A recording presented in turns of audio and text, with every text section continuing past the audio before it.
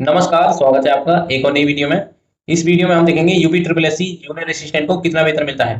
पहला वेतन कितना मिलेगा, यानी कि आज आप जूनियर असिस्टेंट पद पर चयनित होते हैं तो आपको कितना वेतन मिलेगा। साथ में 2026 में 8वां पे कमीशन लगने वाला है। 8वां पे कमीशन जब लागू हो जाएगा तो आपका वेतन कितना हो जाएगा, कितना मिलता है, एचआरए कितना मिलता है, आवास की क्या फैसिलिटी रहती है, मेडिकल में कौन कौन सी सुविधा मिलती है, सारी जानकारी इस वीडियो में दी जाएगी। हमने जूनियर असिस्टेंट की सैलरी के बारे में विस्तृत विश्लेषण और संपूर्ण जानकारी इस वीडियो में दी है, इसलिए वीडियो में अंत तक बने रहिए।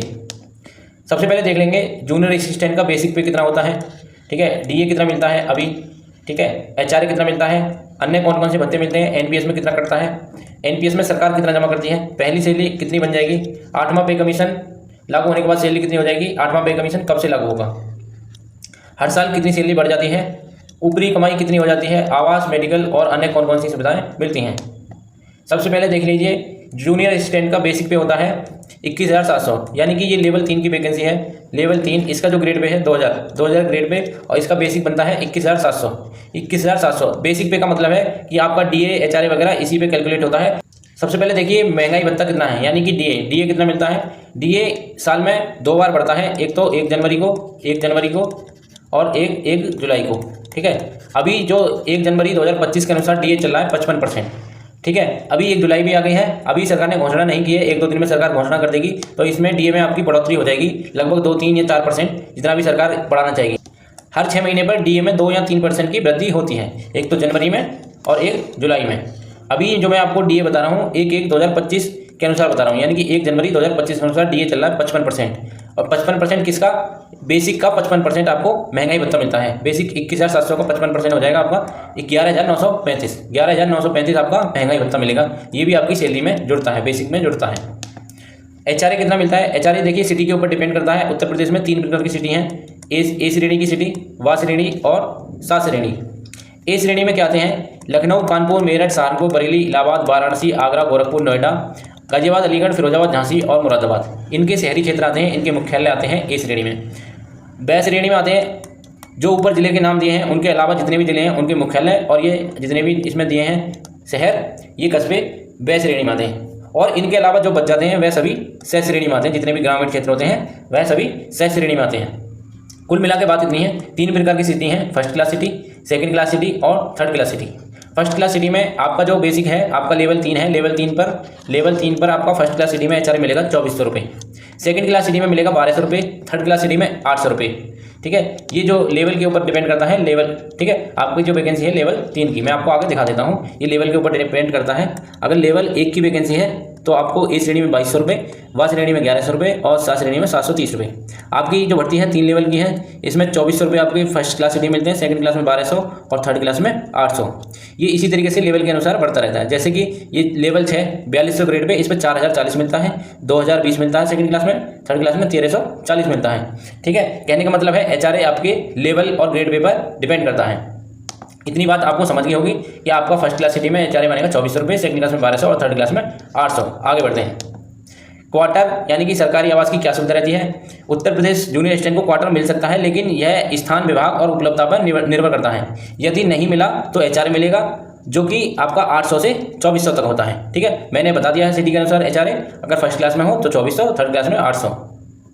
ठीक है, तो आपका सरकारी आवास उपलब्धता पर निर्भर करता है, अगर उपलब्ध है तो मिल जाएगा, वरना आपको एचआरए मिलेगा।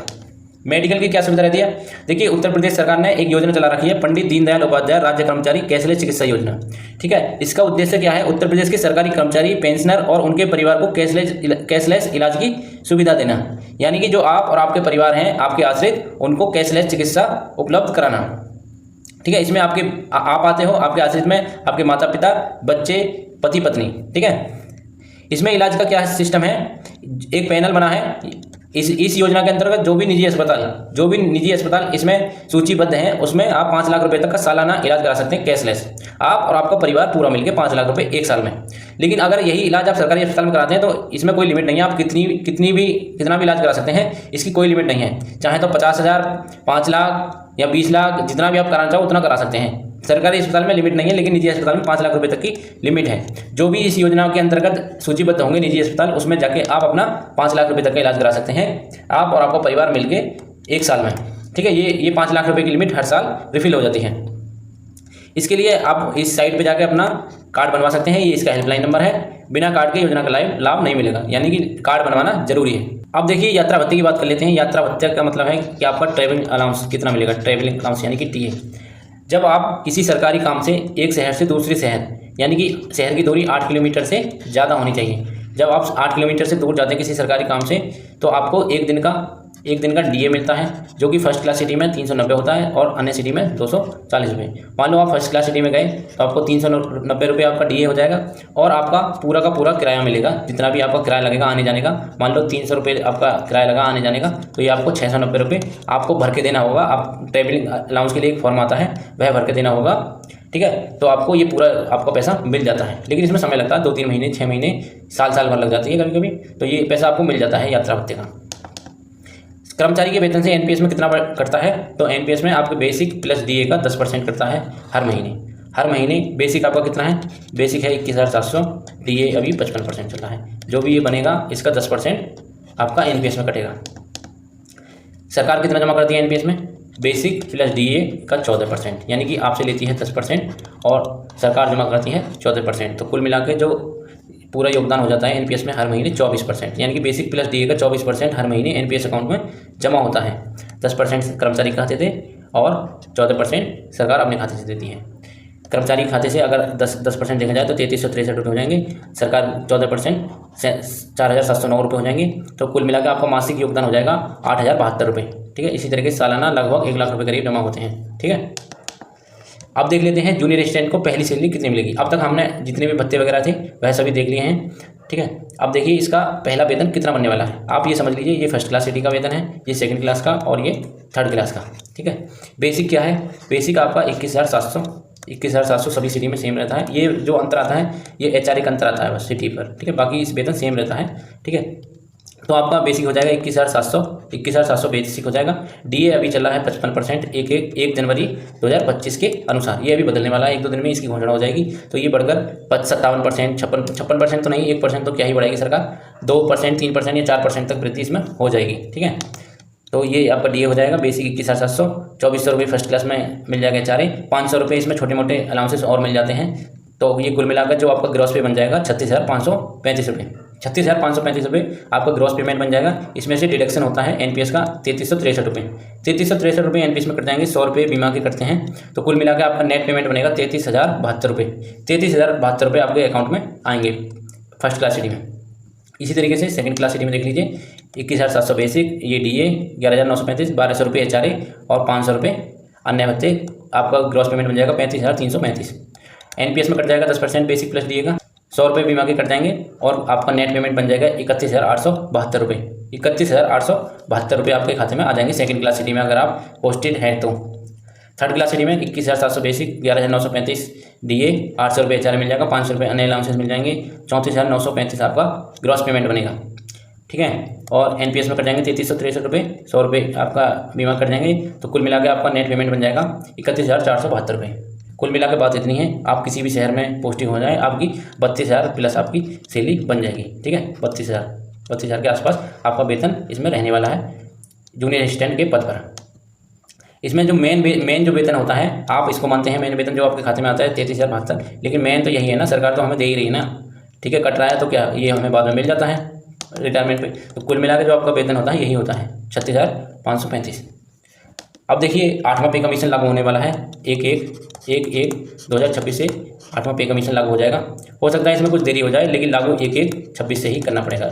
मान लो मार्च में या फिर जुलाई में जितना भी लेट होगा तो उसका आपका एरियर मिल जाएगा। 6 महीने बाद अगर सरकार लागू करती है तो 6 महीने में जितनी भी ज़्यादा, मान लो अभी आपका 100 रुपये वेतन चल रहा है, सरकार बढ़ा के इसे 120 कर देने वाली है। तो 120 अगर इसको कर देगी और 6 महीने बाद लागू करती है तो आपको 20 रुपये का 6 महीने का एरियर आ जाता है इकट्ठा, ठीक है। तो ये डरने की बात नहीं है कि सरकार एक जनवरी को लागू कर पाएगी या नहीं कर पाएगी, ठीक है।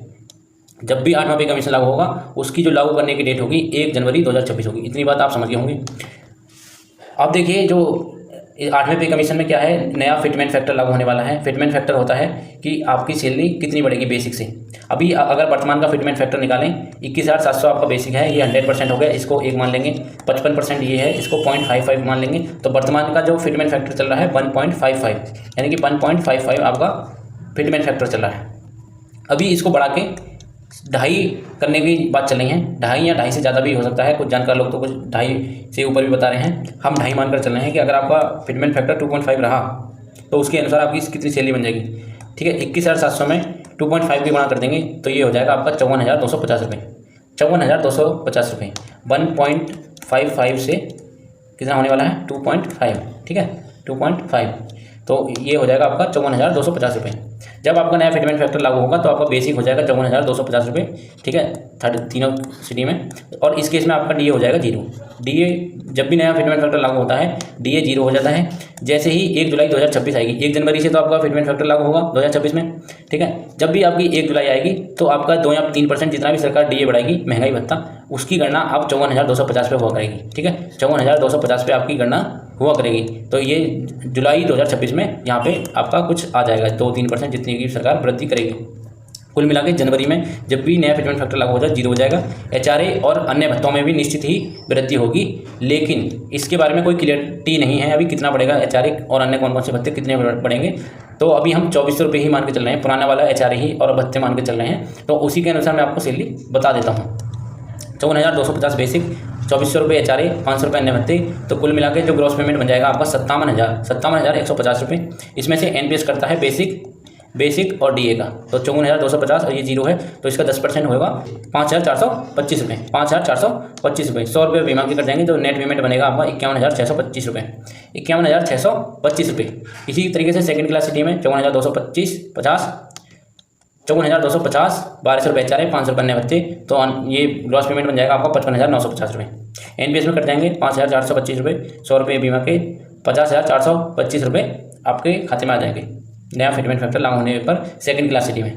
थर्ड क्लास सिटी में 54,250 रुपये बेसिक, ठीक है, डीए 0, 800 रुपये एचआरए, 500 रुपये अन्य भत्ते, तो कुल मिला के ग्रॉस पेमेंट हो जाएगा 55,550 रुपये।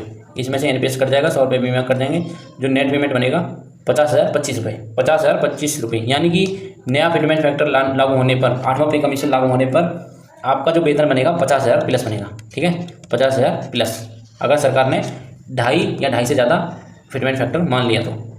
ठीक है, कुछ जानकार लोग तो इतना बता रहे हैं कि आपका जो फिटमेंट फैक्टर है, आपका जो फिटमेंट फैक्टर 2.86 तक भी जा सकता है, 2.86 तक। तो चलिए आगे बढ़ते हैं। अब देख लेते हैं कि हर साल आपकी कितनी सैलरी बढ़ती है। ठीक है, हर साल कितनी सैलरी बढ़ जाती है आपकी। देखिए मैंने बता दिया डीए बढ़ता है साल में 2 बार। ठीक है, 2 बार से जनवरी और जुलाई में डीए बढ़ता है, 1 जनवरी और 1 जुलाई को। ठीक है, 2 बार तो आपका डीए बढ़ जाता है। सरकार इसमें 2%, 3% या 4% की वृद्धि करती ही करती है, तो 2 बार तो ये बढ़ जाएगा।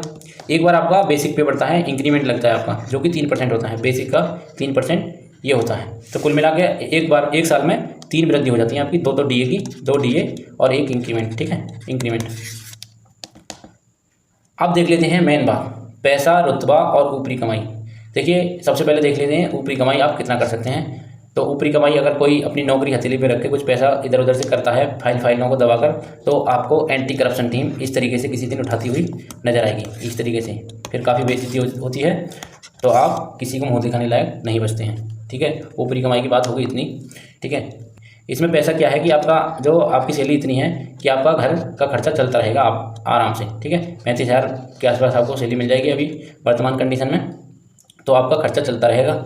रुतबा की बात ऐसी है कि अगर आपको कोई रुतबा या फिर पावर दिखानी है, भौकाल दिखाना है, तो आप यूपीएससी की तैयारी कर लें।